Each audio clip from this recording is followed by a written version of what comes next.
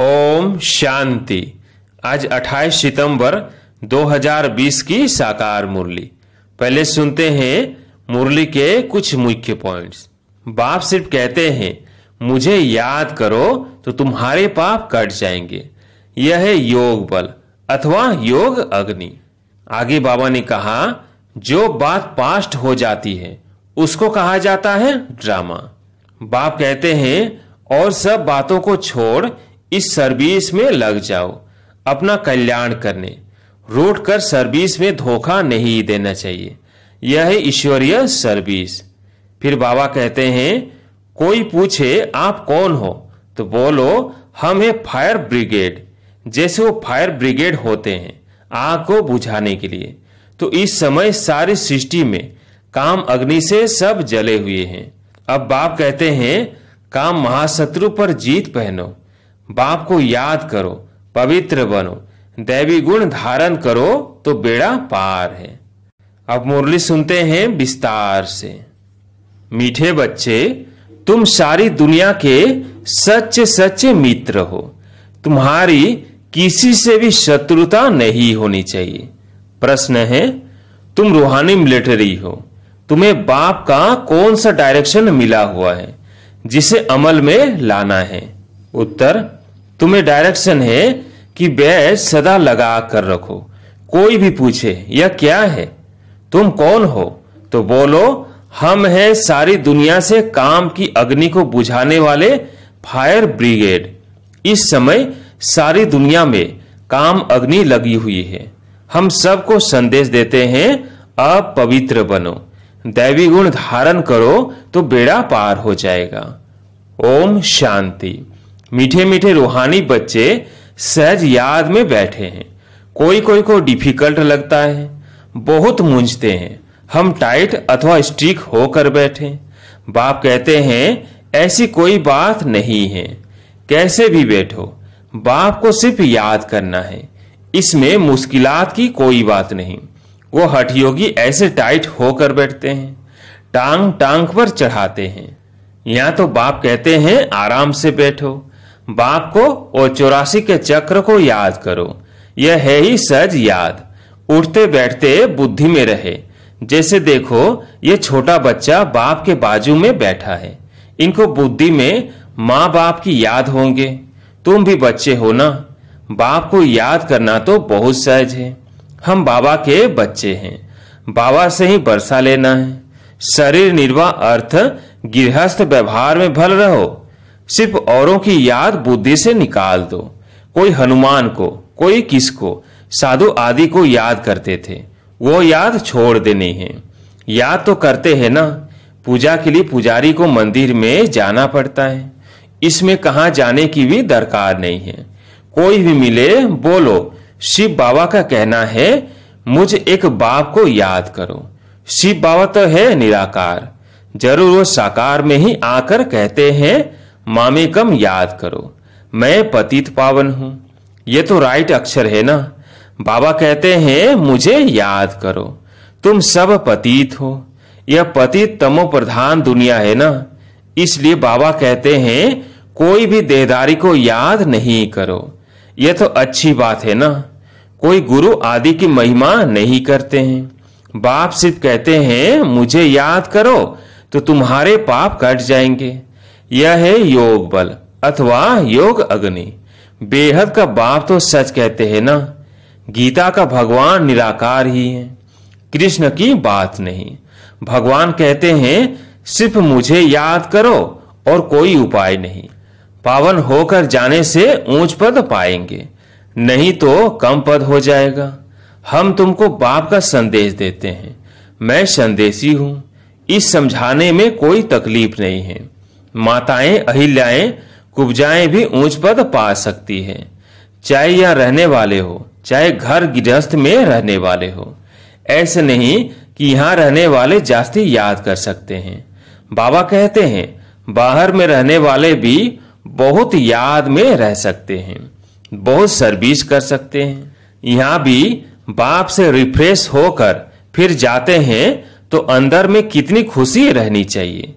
इस छीछी दुनिया में तो बाकी थोड़े रोज हैं, फिर चलेंगे कृष्णपुरी में। कृष्ण के मंदिर को भी सुख धाम कहते हैं। तो बच्चों को अपार खुशी होनी चाहिए, जबकि तुम बेहद के बाप के बने हो। तुमको ईश्वर का मालिक बनाया था। तुम भी कहते हो बाबा 5000 वर्ष पहले भी हम आपसे मिले थे और फिर मिलेंगे। अब बाप को याद करने से माया पर जीत पानी है। अब इस दुखधाम में तो रहना नहीं है। तुम पढ़ते ही हो सुख धाम में जाने के लिए। सबको हिसाब किताब चुकतू कर वापिस जाना है। मैं आया ही हूं नई दुनिया स्थापन करने। बाकी सब आत्माएं चली जाएंगी मुक्ति धाम। बाप कहते हैं मैं कालों का काल हूं, सबको शरीर से छुड़ाए और आत्माओं को ले जाऊंगा। सब कहते भी हैं हम जल्दी जाएं, यहां तो रहने का नहीं है। यह तो पुरानी दुनिया, पुराना शरीर है। अब बाप कहते हैं मैं सबको ले जाऊंगा, छोड़ूंगा किसको भी नहीं। तुम सब ने बुलाया ही है, हे पतित पावन आओ। भल याद करते रहते हैं, परंतु अर्थ कुछ भी नहीं समझते हैं। पतित पावन की कितनी धून लगाते हैं, फिर कहते हैं रघुपति राघव राजा राम। अब शिव बाबा तो राजा बनते नहीं, राजा ही करते नहीं। उनको राजा राम कहना रॉन्ग हो गया। माला जब सिमरते हैं तो राम राम कहते हैं, उसमें भगवान की याद आती है। भगवान तो है ही शिव। मनुष्यों के नाम बहुत रख दिए हैं। कृष्ण को भी श्याम सुंदर, बैकुंठ नाथ, मक्खन चोर आदि आदि बहुत नाम देते हैं। तुम अभी कृष्ण को मक्खन चोर कहेंगे? बिल्कुल नहीं। तुम अभी समझते हो भगवान तो एक निराकार है। कोई भी देदारी को भगवान कह नहीं सकते। ब्रह्मा विष्णु शंकर को भी नहीं कह सकते। तो फिर मनुष्य अपने को भगवान कैसे कह सकते? वैजयंती माला सिर्फ 108 की गाई जाती है। शिव बाबा ने स्वर्ग स्थापन किया, उनके ये मालिक हैं। जरूर उससे पहले उन्होंने यह पुरुषार्थ किया होगा। उसको कहा जाता है कलयुग अंत, सतयुग आदि का संगम युग। यह है कल्प का संगम युग। मनुष्यों ने फिर युगे युगे कह दिया है। अवतार नाम भी भूल फिर उनको ठीक कर भीतर में कण कण में कह दिया है। यह भी है ड्रामा। जो बात पास्ट हो जाती है उसको कहा जाता है ड्रामा। कोई से झगड़ा आदि हुआ, पास हुआ, उनका चिंतन नहीं करना है। अच्छा, कोई ने कम जास्ती बोला, तुम उनको भूल जाओ। कल्प पहले भी ऐसे बोला था। याद रहने से फिर बिगड़ते रहेंगे। वो बात फिर कभी बोलो भी नहीं। तुम बच्चों को सर्विस तो करनी है ना। सर्विस में कोई विघ्न नहीं पड़ना चाहिए। सर्विस में कमजोरी नहीं दिखानी चाहिए। शिव बाबा की सर्विस है ना, उनमें कभी जरा भी ना नहीं करना चाहिए, नहीं तो अपना पद भ्रष्ट कर देंगे। बाप के मददगार बने हो तो पूरी मदद देनी है। बाप की सर्विस करने में जरा भी धोखा नहीं देना है। पैगाम सबको पहुंचाना ही है। बाप कहते रहते हैं म्यूजियम का नाम ऐसा रखो जो मनुष्य देख अंदर घुसे और आकर समझे, क्योंकि यह नई चीज है। जो मनुष्य नई चीज देख अंदर घुसते हैं, आजकल बाहर से आते हैं भारत का प्राचीन योग सीखने। अब प्राचीन अर्थात पुराने तो पुराना, वो तो भगवान का ही सिखाया हुआ है, जिसको 5000 वर्ष हुए। सतयुग त्रेता में योग होता नहीं। जिसने सिखाया वो तो चला गया, फिर जब 5000 वर्ष बाद आए तभी आकर राजयोग सिखाए। प्राचीन अर्थात 5000 वर्ष पहले भगवान ने सिखाया था। वही भगवान फिर संगम पर ही आकर राजयोग सिखलाएंगे, जिससे पावन बन सकते हैं। इस समय तो तत्व भी तमो प्रधान है। पानी भी कितना नुकसान कर देता है। उपद्रव होते रहते हैं पुरानी दुनिया में। सतयुग में उपद्रव की बात ही नहीं। वहां तो प्रकृति दासी बन जाती है। यह प्रकृति दुश्मन बनकर दुख देती है। इन लक्ष्मी नारायण के राज्य में दुख की बात नहीं थी। सतयुग था, अभी फिर वह स्थापन हो रहा है। बाप प्राचीन राजयोग सिखा रहे हैं, फिर 5000 वर्ष बाद सिखाएंगे। जिसका पाठ है वही बजाएंगे। बेहद का बाप भी पाठ बजा रहे हैं। बाप कहते हैं मैं इनमें प्रवेश कर स्थापना कर चला जाता हूँ। हाहाकार के बाद फिर जय जयकार हो जाती है। पुरानी दुनिया खत्म हो जाएंगी। इन लक्ष्मी नारायण का राज्य था तो फिर पुरानी दुनिया नहीं थी। 5000 वर्ष की बात है, लाखों वर्ष की बात हो नहीं सकती। तो बाप कहते हैं और सब बातों को छोड़ इस सर्विस में लग जाओ, अपना कल्याण करने। रूठ कर सर्विस में धोखा नहीं देना चाहिए। यह है ईश्वरीय सर्विस। माया के तूफान बहुत आएंगे, परंतु बाप की ईश्वरीय सर्विस में धोखा नहीं देना है। बाप सर्विस अर्थ डायरेक्शन तो देते रहते हैं। मित्र संबंधी आदि जो भी आए, सबके सच्चे मित्र तो तुम हो। तुम ब्रह्म कुमार कुमारियां तो सारी दुनिया के मित्र हो, क्योंकि तुम बाप के मददगार हो। मित्रों में कोई शत्रुता नहीं होनी चाहिए। कोई भी बात निकले, बोलो शिव बाबा को याद करो। बाप की श्रीमत पर लग जाना है, नहीं तो अपना नुकसान कर देंगे। ट्रेन में तुम आते हो, वहां तो सब फ्री है। सर्विस का बहुत अच्छा चांस है। बैज तो बहुत अच्छी चीज है, हर एक को लगा कर रखना है। कोई पूछे आप कौन हो, तो बोलो हम है फायर ब्रिगेड। जैसे वो फायर ब्रिगेड होते हैं आग को बुझाने के लिए, तो इस समय सारी सृष्टि में काम अग्नि में सब जले हुए हैं। अब बाप कहते हैं काम महाशत्रु पर जीत पहनो। बाप को याद करो, पवित्र बनो, दैवी गुण धारण करो, तो बेड़ा पार है। यह बैज सीमत से ही तो बने हैं। बहुत थोड़े बच्चे हैं जो बैज पर सर्विस करते हैं। बाबा मुरलियों में कितना समझाते रहते हैं। हर एक ब्राह्मण के पास यह बैज होना चाहिए। कोई भी मिले उनको इस पर समझाना है। यह है बाबा, इनको याद करना है। हम साकार की महिमा नहीं करते। सर्व का सद्गति दाता एक ही निराकार बाप है, उनको याद करना है। याद के बल से ही तुम्हारे पाप कट जाएंगे, फिर अंतमति सोगति हो जाएंगी। दुख धाम से छूट जाएंगे, फिर तुम विष्णुपुरी में आ जाएंगे। कितनी बड़ी खुशखबरी है। लिटरेचर भी दे सकते हो। बोलो तुम गरीब हो तो फ्री दे सकते हैं। साहूकारों को तो पैसा देना ही चाहिए, क्योंकि यह तो बहुत छपाने होते हैं। यह चीज ऐसी है जिससे तुम फकीर से विश्व का मालिक बन जाएंगे। समझाने तो मिलती रहती है। कोई भी धर्म वाला हो, बोलो वास्तव में तुम आत्मा हो। अपने को आत्मा समझ बाप को याद करो।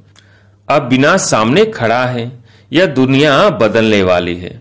शिव बाबा को याद करेंगे तो विष्णुपुरी में आ जाएंगे। बोलो यह आपको करोड़ों पद्मों की चीज देते हैं।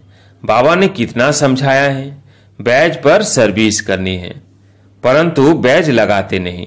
लज्जा आती है। ब्राह्मण में जो पार्टी लेकर आती है अथवा कहाँ ऑफिस आदि में अकेली जाती है, तो यह बैज जरूर लगा रहना चाहिए। जिसको तुम इन पर समझाएंगे वो बहुत खुश होंगे। बोलो हम एक बाप को ही मानते हैं, वही सबको सुख शांति देने वाला है, उनको याद करो। पतित आत्मा तो जा न सके। अभी यह पुरानी दुनिया बदल रही है। ऐसे ऐसे रास्ते में सर्विस करते आना चाहिए। तुम्हारा नाम बहुत होगा। बाबा समझते हैं, शायद लज्जा आती है जो बैज पहन सर्विस नहीं करते हैं। एक तो बैज सीढ़ी का चित्र अथवा त्रिमूर्ति, गोला और झाड़ का चित्र साथ में हो। आपस में बैठ एक दो को समझाओ तो सब इकट्ठे हो जाएंगे। पूछेंगे क्या है, बोलो शिव बाबा इनके द्वारा यह नई दुनिया कर रहे हैं। अब बाप कहते हैं मुझे याद करो, पवित्र बनो। अपवित्र तो वापस जा नहीं सकेंगे। ऐसी मीठी मीठी बातें सुनानी चाहिए तो खुशी से सब सुनेंगे, परंतु कोई की बुद्धि में बैठता नहीं है। सेंटर पर क्लास में जाते हो तो भी बैज लगा रहे। मिलिट्री वालों को यहाँ बिल्ला अर्थात बैज लगा रहता है। उनको कभी लज्जा आती है क्या? तुम भी रूहानी मिलिट्री हो ना। बाप डायरेक्शन देते हैं, फिर अमल में क्यों नहीं लाते? बैज लगा रहे तो शिव बाबा की याद भी रहेगी। हम शिव बाबा के बच्चे हैं। दिन प्रतिदिन सेंटर्स भी खुलते जाएंगे, कोई न कोई निकल आएंगे, कहेंगे फलाने शहर में आपकी ब्रांचें नहीं हैं। बोलो कोई प्रबंध करे मकान आदि का, निमंत्रण दे तो हम आकर सर्विस कर सकते हैं। हिम्मते बच्चे मददे बाप, बाप तो बच्चों को ही कहेंगे सेंटर खोलो, सर्विस करो। यह सब शिव बाबा की दुकान है ना, बच्चों द्वारा चला रहे हैं। अच्छा, मीठे मीठे सिकिल देव बच्चों प्रति माता पिता बाप दादा का याद प्यार और गुड मॉर्निंग। रूहानी बाप की रूहानी बच्चों को नमस्ते। हम रूहानी बच्चों की रूहानी बाप दादा को याद प्यार गुड मॉर्निंग नमस्ते नमस्ते। धारणा के लिए मुख्य सार। पहला पॉइंट, कभी आपस में रूठ कर सर्विस में धोखा नहीं देना है, विघ्न रूप नहीं बनना है, अपनी कमजोरी नहीं दिखानी है, बाप का पूरा पूरा मददगार बनना है। दूसरा पॉइंट, कभी कोई से झगड़ा आदि हुआ, पास हुआ, उनका चिंतन नहीं करना है। कोई ने कम जास्ती बोला, तुम उनको भूल जाओ, कल्प पहले भी ऐसे बोला था, वह बात फिर कभी बोलो भी नहीं। आज प्यारे मीठे बाबा का वरदान, बीती हुई बातों को रहमदिल बन समाने वाले शुभ चिंतक भव। बीती हुई बातों को रहमदिल बन समाने वाले शुभ चिंतक भव। यदि किसी की बीती हुई कमजोरी की बातें कोई सुनाए तो शुभ भावना से किनारा कर लो। व्यर्थ चिंतन या कमजोरी की बातें आपस में नहीं चलनी चाहिए। बीती हुई बातों को रहमदिल बनकर संभालो, समाकर शुभ भावना से उस आत्मा के प्रति मनसा सेवा करते रहो। भले संस्कारों के बस कोई उल्टा कहता, करता या सुनता है तो उसे परिवर्तन करो। आज के स्लोगन, संतुष्ट मणि बनो तो प्रभु प्रिय, लोकप्रिय और स्वयं प्रिय बन जाएंगे। संतुष्ट मणि बनो तो प्रभु प्रिय, लोकप्रिय और स्वयं प्रिय बन जाएंगे। अच्छा, ओम शांति।